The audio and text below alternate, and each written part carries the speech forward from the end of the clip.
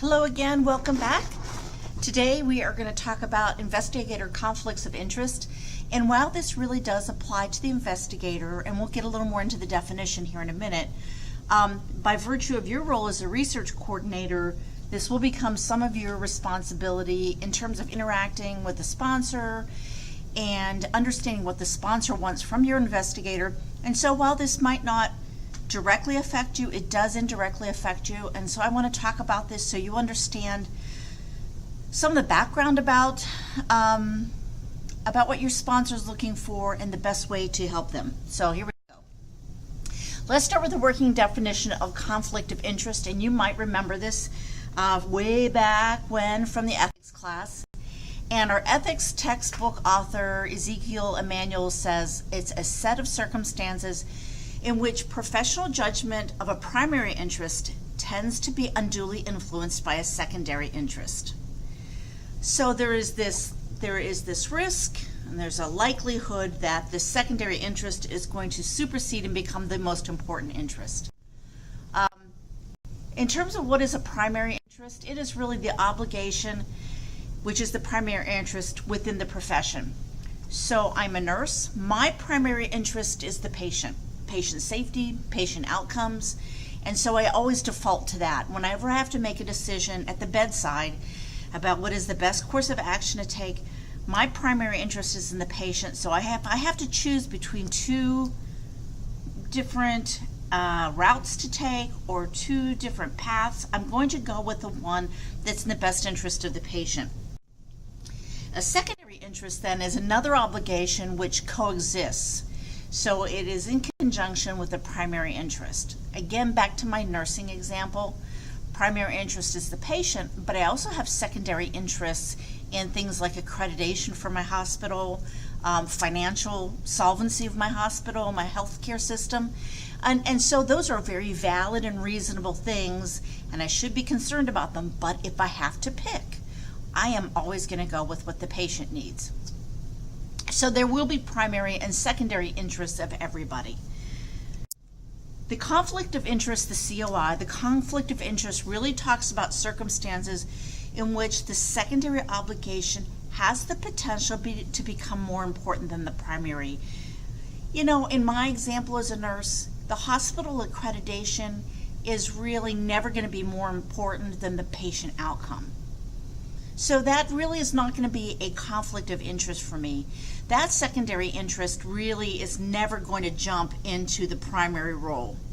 But as you can imagine, there are some things where that could allow that to happen, and humans being what they are, money is usually at play.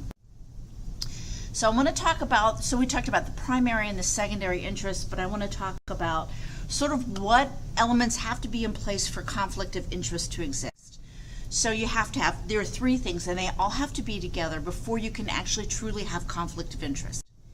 You have to have a primary professional obligation. You have to have a related secondary interest, which has the potential to become more important. And then this third thing's really important. You have to have the power to make decisions which are related to the primary obligation. So you have to be a decision maker. It has to be more than there's a potential for the secondary interest to gain primary role, but you have to be a decision maker, and you have to have the power and authority to make decisions related to the primary obligation. So you really have to think about all three of those things being together.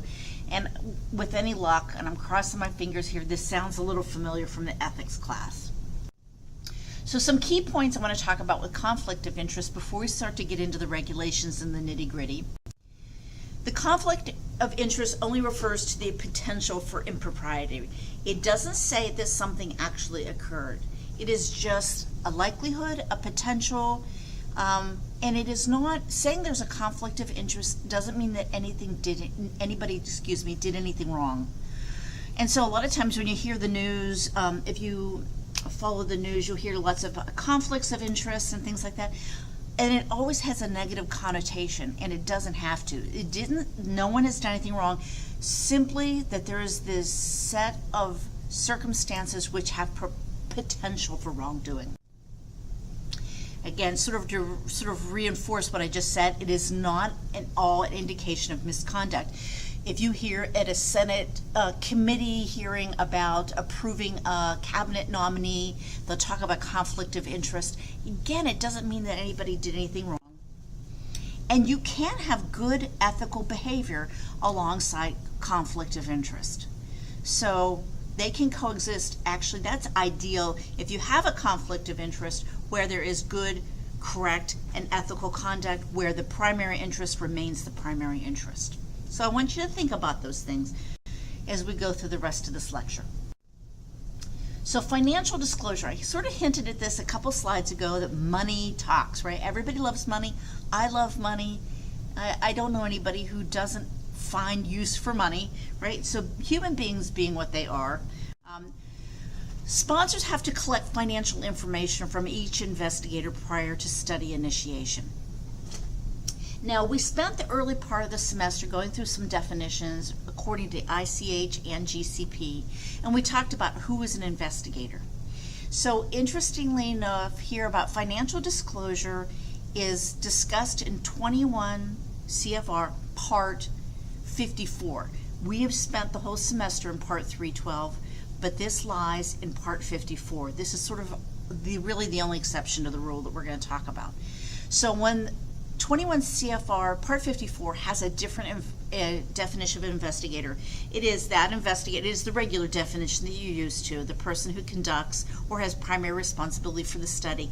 But for financial disclosure purposes, it includes the spouse and dependent children. So when an investigator has to disclose financial things, that includes not only himself or herself, but the spouse and the kids. So bear that in mind, because that, the way you've been thinking and the way I've taught you, would not necessarily enter into your thinking. So sponsors are responsible for reporting for every investigator and spouse and kids. The sponsors have to report one of the following: an absence of financial interest, which is FDA form, because you know the FDA has a form for everything, 3454, or they have to disclose what their financial interest is. It is not saying that having a financial interest is wrong, because we're not talking about wrongdoing, we're just talking about the potential for the secondary interest, which in this case would be financial, to overtake the primary role and interest of the investigator. And that's the only two things that need to be discussed. Either that there is no financial interest, or there is financial interest, and we're going to let the FDA know what that financial interest is. Your sponsor will ask for this information, either the forms, typically at the time of study initiation, when you're doing the contracts and all that kind of stuff, and you're doing all the paperwork to get the study up and running. They're going to ask for it then, typically. Some sponsors are too small, and they might not. They might drop the ball. But typically, they'll ask for it then, and eventually, they will just hold on to it. And if the point in time comes when they are going to submit an NDA to the FDA, that is when that information is sent forward to the FDA. So unless the sponsor is submitting an NDA, that information just stays at the sponsor. And we'll talk a little bit if a sponsor doesn't ask for you up front. So there's two safeguards, right? Form 3454. And this is the good one. This is the investigator saying, I don't have any financial interest, but this form sort of lays out what is financial interest, because if you ask someone on the street what is financial interest, it will vary. So this is the standard. It assures the investigator, which means spouse and children as well. It doesn't have any compensation but made by the sponsor in which the compensation could be affected by the study outcome. Now, I've never seen this, and it might be because this is in Form 3454. But an example would be the sponsor would say, we're going to pay you X dollars for your participation in the study, and then we're going to pay you X dollars plus 10% bonus, if you will, if the study outcome is favorable, right? That compensation would be sort of designed to incentivize the investigator to have bias. So you're not going to find anything like that. Sponsors aren't going to offer your investigator any type of compensation package like that. But this is what the form says, that none of that's happening. and that the investigator also doesn't have any proprietary interest in the tested product. And what do I mean by proprietary interest? I'm talking about a patent, a trademark, a copyright, licensing agreement, anything like that. So the sponsor is not going, or excuse me, the investigator is not going to get any potential financial gains that are not strictly dollars from the whatever the investigational drug is being studied. 3454 also says the investigator doesn't have any of the following at the time of the study and for 1 year following study completion. And for purposes of our discussion, what does study completion mean? Does that mean the investigator's done enrolling patients? Does that mean the investigator's done following patients? And Part 54 is not very clear about this, but the FDA has said in its guidance documents that they consider 1 year following study completion to be study completion at all the sites. So if there are 30 sites across the U.S. doing the study, it means 1 year for all 30 sites to be done. Not just you, but everybody. So here's some things again, and this is a little bit different. We had the other two criteria in the last slide. These are 1 year for the study and 1 year following. Any equity interest in the sponsor, and this is tricky. This is said to be anything whose value cannot be readily determined through reference to public prices. So this is an equity interest in the sponsor that's privately held. So if you are a publicly traded company, I could go online and see what is your stock price trading at today. In terms of a privately held company, there is no public reference in terms of the value. So equity interest basically in a privately held sponsor. Any equity interest equal to or greater than 50K in any sponsor of the study if the sponsor is a publicly held company, because again, I can go online and I can see what you're trading, what your stock's trading at the start of the day, at the end of the day.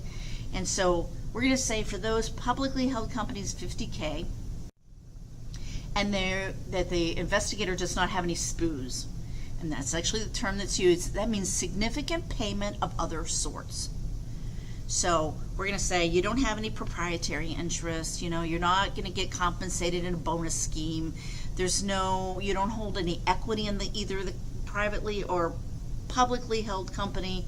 A SPOOs then is payments that have cumulative monetary value of greater than or equal to $25,000 and are made by the sponsor to the investigator or more sneakily to the investigator's institution. So this can be things like lab equipment. Lab equipment, that's a really big thing. Speaking fees, honoraria, anything that cumulatively is worth more than 25K is either going to you, to your sponsor, or to your investigator, or to the investigator's institution. So I want to say, well, Dr. Smith, we're not going to give him anything, but we're going to give Dr. Smith's university a $2 million piece of equipment. That would be a SPOOs. And so that's sort of a tricky way of getting around things. So that would be 3454 says, I don't have any of these things going on. 3455 is different. This says, gee whiz, those criteria. I got to tell you, I have some of those things going on. So anything that's a reportable financial arrangement, so in other words, those things I just went through, if the answer is yes to any of those, then that goes on the 3455. And again, it's not an indictment of wrongdoing. It is just saying, hey, everybody, this investigator might have some bias just naturally because there's money involved. And the form says, yes, what do I have to report to you? And the investigator, what steps are taken to minimize the potential for bias? The best method to minimize bias, because every human being has bias, whether they believe it or not, the best way to minimize bias is to have a scientifically rigorous study design. So things like blinding and randomization are techniques that can be put into study designs that inhibit some investigators' ability to be biased, because they don't know, for example, in blinding, if that participant's getting study drug or placebo. So the bias, it just doesn't exist. So the steps taken to minimize the potential for bias will really most likely come from a discussion with the sponsor, because that investigator is unlikely to want to say, okay, I'm going to get rid of all my stock in Eli Lilly. So it's really going to be a discussion between the investigator and the sponsor about how to handle this. But that's all Form 3455 does. It doesn't say anything bad. It says, hey, I just got to let you know, I'm going to disclose to you I've got equity interest in the company's most common. So that would be Form 3455. And either of those are going to go to the sponsor. And again, the sponsor will submit to the FDA at the time an NDA is submitted. So what happens if a sponsor doesn't, or if the investigator fails to disclose, or if the sponsor fails to send in those forms with their NDA, or if there's a Form 3455. Form 3455 doesn't mean anything's wrong. It just means, hey, might be something worth looking at here. So the FDA can take the following actions if they decide there's serious concerns about the validity of the data, because the whole purpose of both of these forms is to assure the FDA that they can trust the credibility of the data that's been submitted in the NDA. That's all this is going to do. The FDA can do a few things. It can audit the investigator in question.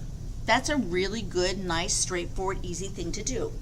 So if your investigator does submit a Form 3455, and this is a phase 3 study of a drug that looks like it's going to be submitted to the FDA, while you're conducting that study, just sort of in the back of your head, figure there's a very strong likelihood that you'll be audited. And that's just because the FDA is going to audit sites anyway as part of their reviewing the NDA. And the FDA is going to say, well, why don't we audit the guy who had a 3455? That way we can go in ourselves, look at the data, and assure that it's credible. The FDA can say to the sponsor, we want additional statistical analysis of the data from that investigator. The FDA can say to the sponsor, you know what, we want additional studies to confirm the results. So that investigator that had a 3455, we want another study done. We would like to see more results that confirm the original findings. And the last thing the FDA can do is to refuse to accept trial data from the investigator or investigators that have a 3455. When I talk about failure to disclose, there is language in the guidance document that says, you know, sponsor, you have to send in either a 3454 or a 3455 for every investigator. Remember when I said earlier that some investigators might not ask you some sponsors might not ask you at the beginning of the study for a form? Some very small sponsors are a little bit inexperienced and things fall through the cracks with them. When that happens, they have to go back and say to the investigators, please submit a form to us. And sometimes they lose track of investigators. So failure to disclose on the end of the sponsor can happen. And that is definitely a question that the FDA will have. So a little history, and I wanted to explain to you the forms and what they do before I talked about this Office of an Inspector General study. Because I wanted to talk about that first, you'll understand what these findings were. So in 2009, the Office of Inspector General went and looked at the FDA and looked at these forms, and they found some interesting things. There has not been a repeat study since the 2009 study, so this is sort of old, but the OIG hasn't done an additional follow-up study as of yet. And so the OIG went to the FDA and said, what do you have in terms of these forms 34, 54, or 55 with your NDAs? And what the Inspector General found was that 42% of FDA-approved marketing applications, so the NDAs that went in, 42% of those that were approved in 2007 fiscal year were missing financial information. 42% is a lot, right? And of those 42%, 23% were missing required attachments. And you'll find when you go in and you look at the form in the module, you'll see that it's more than just like a nice little 2-page form like the 1572, right? There have to be attachments when you're reporting that you have equity interest, for example. So they were missing attachments, and 28% of the 42% used the due diligence exemption. So just what I said a minute ago, if a sponsor has to backtrack and get their investigators to sign these, there will be some that they cannot find. The FDA in the guidance document said that should be very rare. But in the case that happens, the sponsor has to be able to demonstrate that they did make serious attempts to find those investigators and to get the forms. A whopping 28% of those forms that were incomplete were missing, were exempted based on due diligence. That's an awful lot. The FDA has said that it should be rare. The findings also indicated the FDA did not document a review of any financial information for 31% of those marketing applications in fiscal year 07. So it looks like the FDA did not review 31% of those. Now, they might have done that and they just didn't document it, so when the Inspector General went in, they couldn't demonstrate that they had reviewed everything. About 33% of these applications included disclosed financial interests. So there were investigators out there saying, hey, I have more than $50,000 in equity in this company, and it just totally went under the radar here. They also found that neither the FDA nor the sponsors took action for 20% of the applicants with disclosed financial interests. That's an awful lot of people. In 50% of those that had disclosed interest, reviewers did not document a review of financial information. So again, it looks like this is happening. Investigators are doing what they're supposed to do with their forms, and it's just going unnoticed.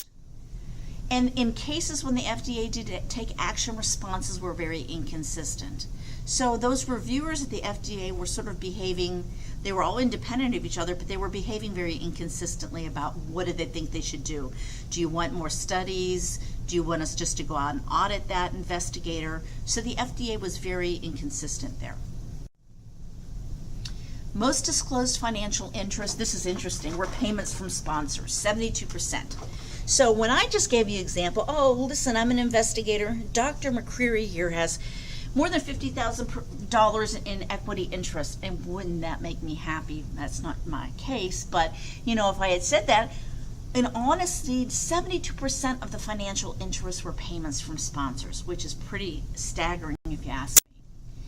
Mainly for consulting services or honoraria. 53% of the payment disclosures included a specific dollar amount. So the investigators were doing a good job filling out the forms. The median payment was $47,252. Now, it's the median, not the mean. The mean is the average payment. The median does not represent the average payment, it's the middle payment. But that's still a lot of money. The highest payment out of all of those 2007 NDAs was $3.9 million to an investigator's institution. That is a lot of money. Still, the right thing was done. It was reported. It's not a wrongdoing. It was reported. So that makes me happy that that investigator understood the importance of being upfront about this. It would be very difficult, not very difficult, it would be very time consuming for the FDA to go back and actually find that. So that was a very good ethical behavior there. Also, interestingly enough, the FDA does not maintain a complete list of clinical investigators. This all occurs at the sponsor level. I think some people tend to believe that the FDA, because they are the law enforcement agency for clinical research, among a host of things, that they're this big, all-powerful organization. But the FDA does not maintain a complete list of the clinical investigators that are participating in trials in the U.S., and I think that's probably surprising for a lot of people. So as a result, the FDA can't systematically confirm whether the marketing applications have financial information, because they cannot cross-reference what the sponsor submits in the NDA with any internal database. So the FDA is really beholden, has to trust the sponsor to do the right job. And that's what I mean by saying it would be very time-consuming, for example, for the FDA to find out that there was a $3.9 million payment to an investigator's institution. They could figure it out, but it would be very time-consuming. They don't have the ability to cross-reference anything. So this 2009 study was very important, and it has impacted the industry in terms of making sure that those things, the 3454 and the 55, either of them, are submitted. And I want to give you this background information so you'll understand why. If you have a sponsor that looks like they're coming unglued about one of these forms, you'll maybe understand why. And the last thing is inspections do not routinely review financial information. It's really performed at the inspector's discretion. So when the FDA sends an inspector to a investigator site, that investigator has the discretion to determine where should they review. They always start with the data, but they're going to follow a path if they find things that are questionable. The inspector is not required to review financial disclosures, so it may or may not happen. Here are the references. Of course, the conflict of interest from your ethics book, the Inspector General's report, and the FDA's guidance for industry. I love your questions. Please let me know if any of this requires clarification or if you can think of anything that has piqued your interest because of this lecture. And I thank you and take care. I'll talk to you soon.